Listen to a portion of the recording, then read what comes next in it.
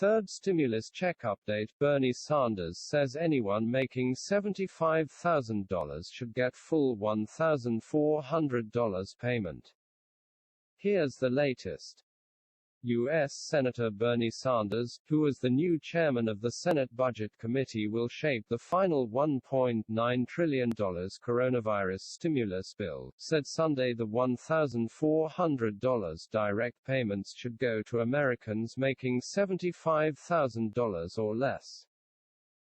Sanders, IVT, rejected proposals to restrict the full payments to those making $50,000, which was part of a plan to prevent wealthier taxpayers from getting a share of the money. Under the original proposal, checks could flow to families earning $300,000 or more. When people said, "We don't want rich people to get that benefit, I understand that," Sanders said on CNN's State of the Union. "And what we need to do is have a strong cliff, so it doesn't kind of spill over to people making $300,000.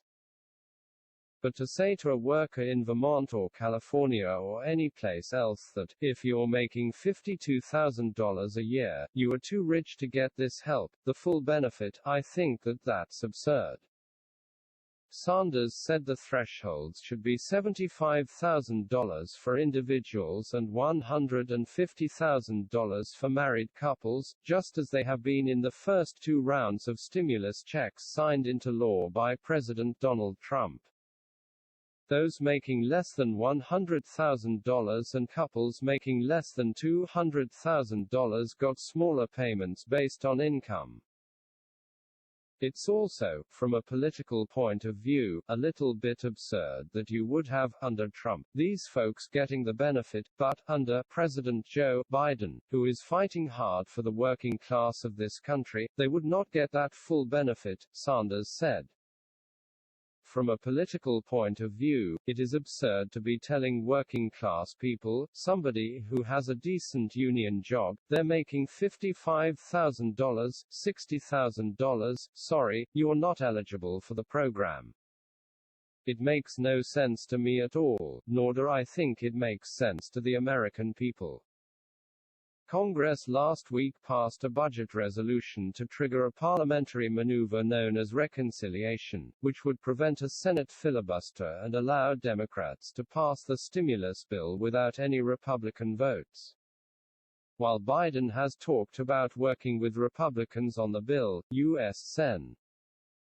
Bill Cassidy, Louisiana, said that wasn't the case, citing the president's rejection of the alternative $618 billion spending package proposed by him and 9 other Senate Republicans as too small. "The administration is showing very clearly they don't care if they have to work with us," Cassidy said on NBC's Meet the Press. "We come in good faith with at least 10 and more that would have joined us, and they say they don't care. So, you got that. It takes 2 to tango. Right now, I'm not sure we have the 2 to tango." Senate Republicans have noted that the previous stimulus bills were passed with overwhelming bipartisan support.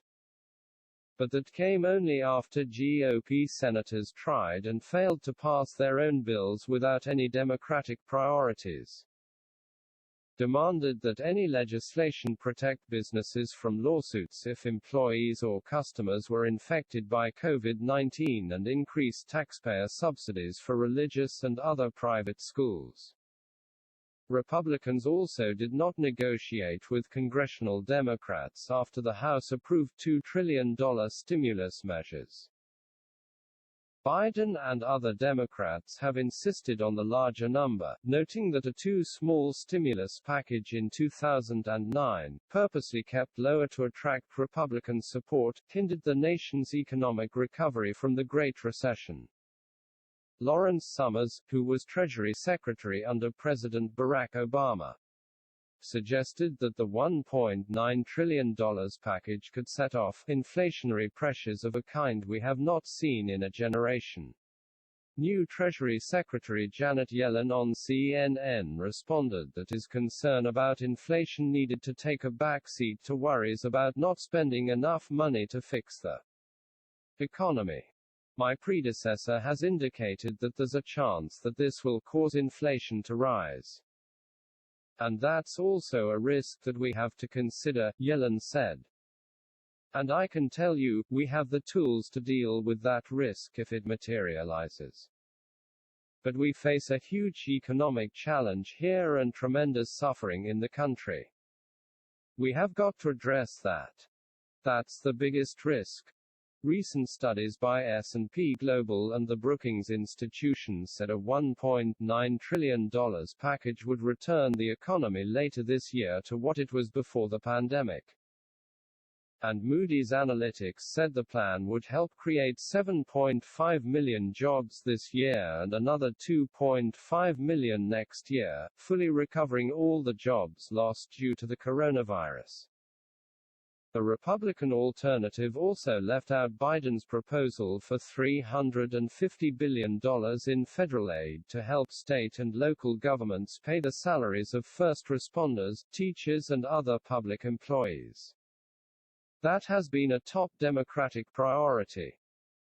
Cassidy, who last year joined with New Jersey Democrat Robert Menendez on bipartisan legislation to provide such aid, said on NBC that there was less support for the assistance this time around, considering New Jersey's loss of revenue was just 0.5%. New York's was 1.5% and the average drop was 0.1%. It's hard to build political consensus when there's only 0.1% revenue decline, Cassidy said.